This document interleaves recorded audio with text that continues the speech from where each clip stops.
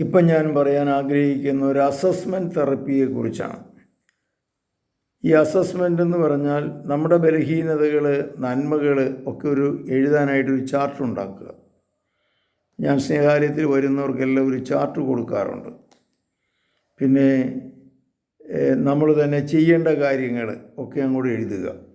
ഉദാഹരണം പറഞ്ഞു കഴിഞ്ഞാൽ ചാർട്ടിൻ്റെ അകത്ത് ഞാൻ കൃത്യസമയത്ത് എഴുന്നേൽക്കുന്നത് 5 മണിക്ക് എഴുന്നേൽക്കും, ചാടി എഴുന്നേൽക്കണതിനൊരു മാർക്കുണ്ട്. അതുപോലെ തന്നെ രാവിലെ എഴുന്നേറ്റ് പ്രാണായാമം ചെയ്യും, കുർബാനയിൽ പങ്കെടുക്കും. അപ്പോൾ അത് ചാർട്ടിൻ്റെ അകത്തായതുകൊണ്ട് അത് ചെയ്തിട്ടുണ്ടോ ഇല്ലയോ എന്ന് നമ്മൾ അടയാളപ്പെടുത്താൻ സാധിക്കും. ഒന്നുകിൽ ശരിയിടുക, അല്ലെങ്കിൽ ഇൻറ്റു ഇടുക.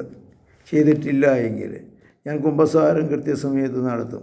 സുഹൃതജപം ഒരു 3000 സുഹൃതജപമെങ്കിലും ഞാൻ പോകുന്ന സമയത്ത് എപ്പോഴെങ്കിലുമൊക്കെ ചെല്ലും. കുരിശിൻ്റെ വഴി ഞാനിന്ന് നടത്തിയോ, ബൈബിൾ വായന നടത്തിയോ, ഏകാന്ത പ്രാർത്ഥന അതിന് ചാർട്ടിൽ ഉൾക്കൊള്ളിക്കുക. പിന്നെ ലഹരിയുടെ തോന്നലുകൾ എനിക്കുണ്ടായിട്ടുണ്ടോ, അതുപോലെ തന്നെ മദ്യം, പുകവലിയുടെ ഞാൻ ഉപേക്ഷിച്ചിട്ടുണ്ടോ, എൻ്റെ സംസാരം വികലമായ സംസാരമാണ്, കട്ടൻ ചായയും ഞാൻ കുടിച്ചിട്ടുണ്ടോ, കവലയിൽ പോയി നടന്നിട്ടുണ്ടോ, വരവ് ചെലവ് കണക്ക് ഞാൻ എഴുതാറുണ്ടോ. അത് ഏറ്റവും പ്രധാനപ്പെട്ടൊരു തലമാണ്. വരവ് ചെലവ് കണക്ക് എഴുതുക, സൂക്ഷിക്കുക. എൻ്റെ ഉത്തരവാദിത്തങ്ങൾ ഞാൻ നിർവഹിക്കാതിരുന്നിട്ടുണ്ടോ. പിന്നെ എൻ്റെ ദേഷ്യം എങ്ങനെയാണ്, വ്യഗ്രത, കൃത്യമായി മരുന്ന് കഴിക്കുന്നുണ്ടോ. ഈ തലങ്ങളെല്ലാം നമ്മൾ എഴുതി ബിൽഡപ്പ് ചെയ്ത് കഴിയുമ്പോൾ നമ്മുടെ ജീവിതത്തിൽ ഒത്തിരി സമാധാനം കിട്ടും, ശാന്തത കിട്ടും. കർത്താവേ, ഞങ്ങളുടെ ജീവിതത്തെ അങ്ങയുടെ സന്നിധിയിൽ സമർപ്പിക്കുന്നു. അവിടുത്തെ സമാധാനവും ശാന്തിയും കൊണ്ട് ഞങ്ങളെ നിറയ്ക്കണമേ, ഞങ്ങളെ സുഖപ്പെടുത്തണമേ, ശക്തിപ്പെടുത്തണമേ. ഇങ്ങനെ നമ്മുടെ ജീവിതത്തിൽ ഒരു അസസ്മെൻറ്റ് നടത്തുക. ഇതിനുശേഷം പറ്റുമെങ്കിൽ ആഴ്ചയിലൊരിക്കൽ അല്ലെങ്കിൽ മാസത്തിലൊരിക്കൽ കൗൺസിലറെ അടുത്ത് കൊണ്ടുപോയി ഈ ചാർട്ട് കാണിക്കുക.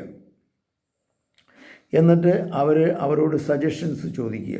വേറെ ഏതെങ്കിലും ആഡ് ചെയ്യാനുണ്ടെങ്കിൽ നമുക്ക് നമ്മുടെ ഏതെങ്കിലും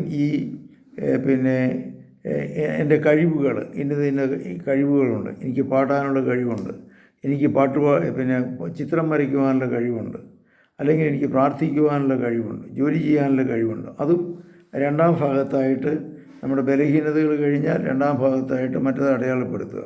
അതിനും 1 മാസത്തെ ചാർട്ട് ഉണ്ടാക്കിയിട്ട് അടയാളപ്പെടുത്തുക. ഇങ്ങനെ വന്നു കഴിയുമ്പോൾ ഇത് വിവിധ സ്ഥലങ്ങളിൽ ചെയ്യാറുണ്ട്. സിസ്റ്റേഴ്സിൻ്റെ നോവിഷ്യേറ്റ് ഹൗസുകളിൽ, അച്ഛന്മാരുടെ സെമിനാരികളിൽ, അതുപോലെ തന്നെ സന്യാസ ഭവനങ്ങളിൽ ഒക്കെ ഈ ചാർട്ട് ഉണ്ടാക്കി എഴുതി വെക്കാറുണ്ട്. കുഞ്ഞുനാളിൽ പെറ്റി സെമിനാരിയിലും നോവിഷ്യേറ്റിലും ഒക്കെ ഇങ്ങനെ ചെയ്യാറുണ്ട്. ഇത് വളരെയേറെ സഹായകമാണ്, ഇത് ഉപകാരപ്രദമാണ്, നമ്മെ തന്നെ തിരുത്താനായിട്ട് വളരെയേറെ സഹായമാണ്. ഇതുപോലെ തന്നെ സാമ്പത്തിക കാര്യങ്ങൾ, വരവ് ചെലവ് കണക്കെഴുതിയിട്ട് അത് സൂക്ഷിച്ചു വയ്ക്കുക.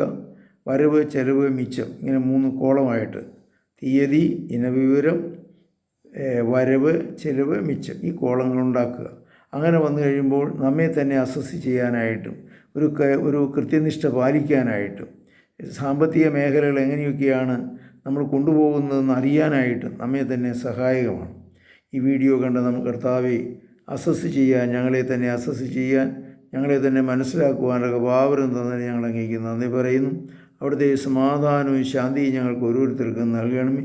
നമ്മുടെ കർത്താവ് യേശുമിശിഹായുടെ കൃപയും പിതാവായ ദൈവത്തിൻ്റെ സ്നേഹവും പരിശുദ്ധാത്മാവിൻ്റെ സംസർഗവും നിങ്ങളോടുകൂടി ഉണ്ടായിരിക്കട്ടെ, ഇപ്പോഴും എപ്പോഴും എന്നേക്കും. ആമേൻ. യേശുമിശിഹായ്ക്കും സ്തുതിയായിരിക്കട്ടെ.